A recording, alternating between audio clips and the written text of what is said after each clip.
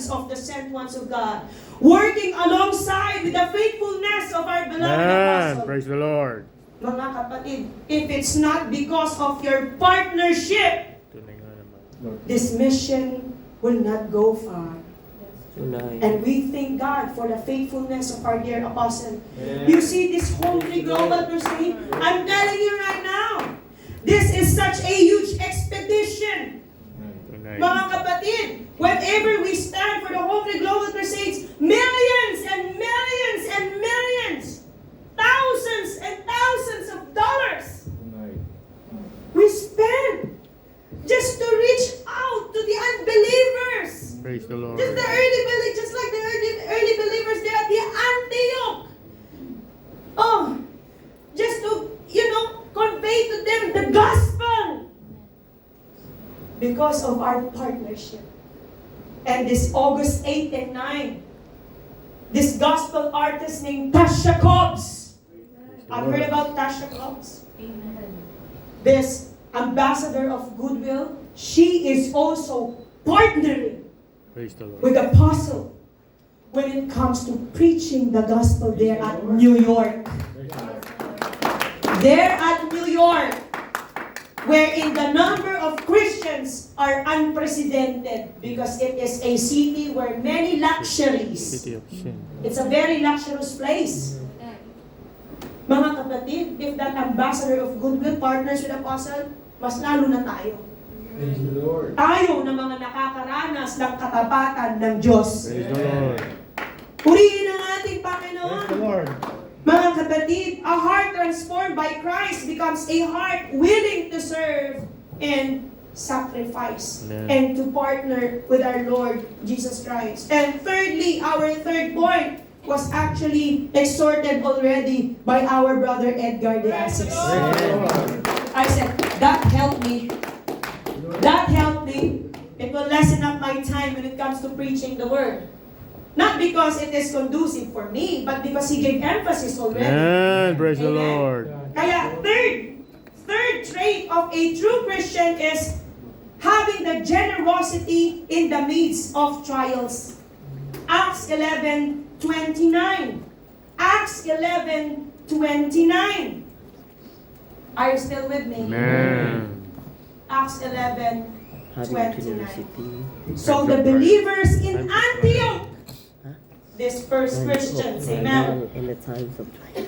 decided to send relief to the brothers and sisters in Judea. Everyone giving as much as they could. Praise the Lord. And this is true to each and every one. Praise the Lord.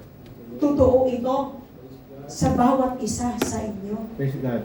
Just like the early believers, you are always willing. Amen. You always choose to become generous Amen. in the midst of trials. You see there? I want you to take a look just for a moment. You see how the stage is designed? Praise the Lord. The walls. Look at the back. And the other portion. Praise the Lord. Everything you see here is out of the generosity Tabor of of the love. believers in the local. You see that? From an empty, dark place. From an empty, dark place. Praise God if you still see yourself there in the photo. If you are still here seeing yourself there in the photo. Praise God for that. Praise the Lord. Dahil sa biyaya ng Diyos. Amen. You see that? Praise the Lord. We received this place so dark. Yes. There was nothing. There was no presence. Tunay. There was no spirit. But because we are all together, generous, even in the midst of trials, even in the midst of shortcomings. Tunay nga naman. You see how this room Praise the Lord. has enlightened? You see how this room is lit up? Amen. Praise Because the Lord. of our collective efforts, by the grace of God. Because of our collective generosity, by the grace of God. Maraming mga pawis, puyat, ang pinuhunan ng mga kapatid dito.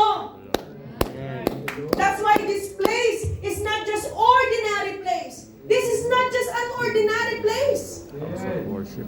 I just wish that all of you who stand here on this place, you feel that sentiment. Amen. Sana nadarama natin itong napaka-espesyal na sentiment. This has a sentimental value to us. This is not just an ordinary place. This is a place where we cried all together, right? Amen. Amen. This is a place where we prayed all together, right? Praise the Lord. This is this place where we saw all the testimonies of God. Right? Praise the Lord. Truly. This is a place where even our family members abroad and now who are here are saved. Praise the Right? Lord. Amen. Praise the Lord. This is the place wherein we learn to love the Lord deeply. To Glory. God be the glory. Because there are generous believers in the midst of trials. Not just about your money. It's not just about the money. Holy. Hallelujah. You are generous of your time. Many of us here, after they work, di pa sila nakakain. They haven't even eaten, had their lunch or dinner. They go straight here. They work until midnight. Glory to God. Just to glorify God in this Praise place. the Lord. And I'm not mad. This is joy. Amen. This is joy in my heart. Amen.